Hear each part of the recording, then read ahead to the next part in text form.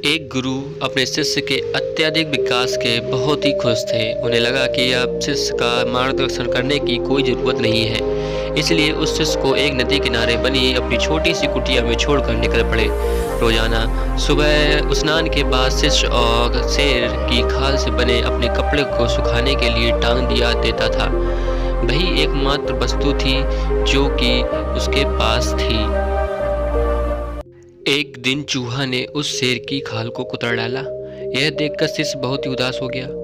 वस्त्र न होने के कारण वह दूसरे वस्त्र मांगने गांव वालों के पास पहुंचा। अगले ही दिन चूहों ने दूसरे वस्तु में छेद कर डाला। चूहे से परेशान होकर उसने एक भी बिल्ली पाल लिया। अब उसे समस्या चूहों से तो नहीं थी, लेकिन बिल्ली के लिए उसके लिए परेशानी का सबक बन गई।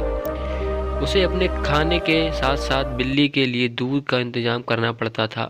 एक दिन उसे लगा कि मैं कब तक गांव वालों से मांगता रहूँगा, क्यों ना एक खुद ही गाय रख लूँ। जब उसे गाय मिल जाती है तो वो फिर उसके लिए चारा मांगने की ज़रूरत पड़ी। उसे लगा कि झोपड़ी में चारों ओर घास से इसका काम चल जाएगा, लेकिन इसमें सबके सामने गाय को चराने की समस्या खड़ी हो गई थी। गांव को चराने के चक्कर में उसे ध्यान के लिए पूरा वक्त नहीं मिल पा रहा था, इसलिए काम के लिए उसे एक आदमी रखना पड़ा। अब सवाल आया कि काम करने पर निगरानी कैसे की। इसके लिए उस शिष्य को ने एक महिला से शादी कर ली और जो उनके सारे कामों को निगरानी करती और उसके काम में हाथ बटाती। आगे चलकर ऐसा वक्त आया जब वह गांव सबसे धनी व्यक्ति बन गया। कई सालों के बाद अचानक एक दिन गुरुजी उस गांव में पहुंचे। सब कुछ बदला बदला सा लग रहा था और वह सब बदला हुआ देखकर वे दंग रह गए। उन्होंने देखा कि जहाँ से कभी कुटिया हुआ करती थी, वहाँ आज एक आलीशान इमारत खड़ी है।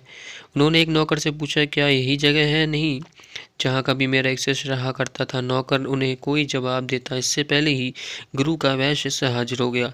गुरु ने उसे पूछा, बस आखिर ये सब क्या है। इस शिष्य ने कहा, आपको उससे विश्वास नहीं हो रहा है ना, लेकिन मेरे पास सिवाय इसके कोई दूसरा तरीका ना था कि मैं शेर की खाल को हटा देता। इस कहानी से हमें ये शिक्षा मिलती है कि छोटी ज़रूरत या बदलाव के आधार पर बड़े परिणाम मिलते हैं।